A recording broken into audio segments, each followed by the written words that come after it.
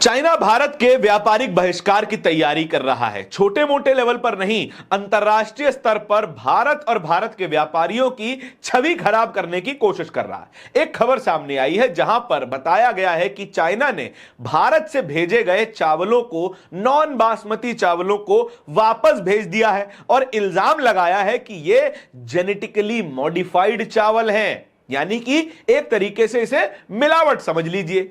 और यह पहली बार नहीं है, इससे पहले भी मार्च में 3 कंसाइनमेंट्स को वापस भेजा गया था सेम इल्जाम लगाते हुए, और अभी तक करीबन 70 कंसाइनमेंट्स को वापस भेजा जा चुका है। चाइना का इसके पीछे मकसद यह है कि भारत को पूरी दुनिया में चावल के व्यापार में बदनाम कर दिया जाए और अपनी लोकल मार्केट को स्ट्रॉन्ग किया जाए। हालांकि इस वक्त भारत दुनिया का सबसे बड़ा चावल निर्यातक है और चाइना इस लिस्ट में दूर दूर तक भी नहीं आता। खुद चाइना भारत से करीबन 1.8 लाख टन चावल अकेले साल 2024-25 में खरीद चुका है। उसके बावजूद भी इस तरीके के इल्जाम लगाए जा रहे हैं। भारत के व्यापारी ये उम्मीद कर रहे हैं कि भारत की सरकार इसमें राजनीतिक हस्तक्षेप करेगी और इस समस्या का समाधान निकालेगी। लेकिन क्या इन व्यापारियों की उम्मीदें पूरी हो पाएंगी या नहीं, इस वीडियो में आपको समझाने की कोशिश करूंगा। चाइना एक ऐसा देश जो कि दुनिया भर में ज्यादातर चीजों का लीडिंग एक्सपोर्टर है, लेकिन खुद चावल भारत से खरीदता है। चावल की क्वालिटी में भारत सर्वोपरि है। दुनिया में भारत से बेहतर चावल कोई नहीं उगाता और कोई भी उसे उतना एक्सपोर्ट नहीं कर पाता जितना एक्सपोर्ट भारत करता है। एक डेटा देख लीजिए, डेटा है टॉप 10 राइस एक्सपोर्टिंग कंट्रीज का, जिसमें सबसे पहले नंबर पर भारत आता है। 33.1 million ton of rice Bharat export करता है। इसमें बासमती चावल और नॉन बासमती चावल शामिल है। उसके बाद थाईलैंड आता है, वियतनाम आता है, पाकिस्तान आता है, बेल्जियम आता है, चाइना, म्यांमार, यूएसए, ब्राजील और नीदरलैंड्स आते हैं। भारत इसमें सबसे ऊपर है और पहले और दूसरे नंबर पे कितना अंतर है आप खुद देख लीजिए। 13 मिलियन मेट्रिक टन का अंतर है, जितना थाईलैंड पूरा एक्सपोर्ट भी नहीं कर पाता उससे ज्यादा का तो अंतर है।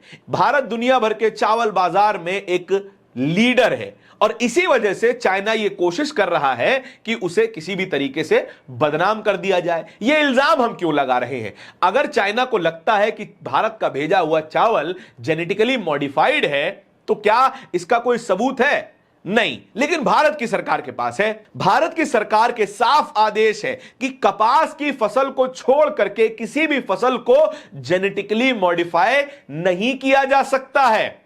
इल्लीगल है, गैर कानूनी है भारत में। और कपास के अलावा कोई और फसल जेनेटिकली मॉडिफाई होती भी नहीं है। फिर भी चाइना इस तरीके का इल्जाम लगाता है, बावजूद इसके कि चाइना खुद जेनेटिकली मॉडिफाइड चावल प्रोड्यूस करता है और उसे एक्सपोर्ट भी करता है। असल में दुनिया के ज्यादातर एशियाई देश एक राइस ईटिंग नेशंस हैं, जैसे China, Japan, Thailand, Vietnam, Singapore, Malaysia. ये तमाम बड़े देश बहुत ज्यादा कंजम्पशन करते हैं चावलों का और भारत उसकी आपूर्ति करता है, न सिर्फ चाइना में, पूरी दुनिया में। और जब चाइना इस तरीके के आरोप लगाता है तो भारत सरकार की भी कुछ जिम्मेदारियां बन जाती हैं। अब इस खबर को ही देख लीजिए। खबर में साफ तौर पर बताया गया है चाइना ने भारत के चावलों की खेप को फिर लौटाया। जीएमओ का आरोप बना विवाद की वजह। GMO, genetically modified organisms. अब आगे देखिए, भारतीय चावल निर्यातक पर पड़ सकता है असर। हालांकि चीन को भारत से होने वाले गैर बासमती चावल का निर्यात कुल निर्यात की तुलना में बहुत बड़ा नहीं है, लेकिन यह तेजी से बढ़ता हुआ बाजार माना जाता है। वर्ष 2024-25 में भारत ने चाइना को लगभग 1.8 लाख टन गैर बासमती चावल निर्यात किए थे। निर्यातकों को डर है कि यदि चाइना द्वारा लगातार जीएमओ का आरोप अंतरराष्ट्रीय स्तर पर फैलता है तो अन्य देशों में भी भारत के चावलों की जांच सख्त हो सकती है। अगर चाइना इस तरीके के इल्जाम लगातार लगाता रहता है तो फिर यह खबर फैलेगी, बाकी देशों तक भी पहुंचेगी जो भारत का चावल खरीदते हैं, और वहां पर भी भारत से चावल खरीदने पर सवाल उठ सकते हैं, जांच सख्त हो सकती है, जिसकी वजह से भारत के चावल व्यापारी डरे हुए हैं।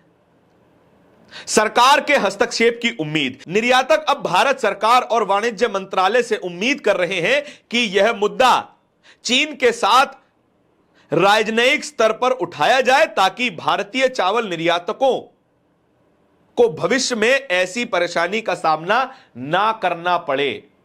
चावल व्यापारी जो कि 33.1 मिलियन टन चावल दुनिया भर में बेच रहे हैं, भारत के लिए डॉलर कमा रहे हैं, ऐसे व्यापारियों को क्या भारत सरकार को समर्थन नहीं देना चाहिए? क्या भारत सरकार इस स्थिति में है कि वे चाइना से यह विषय भी डिस्कस कर सकेगी?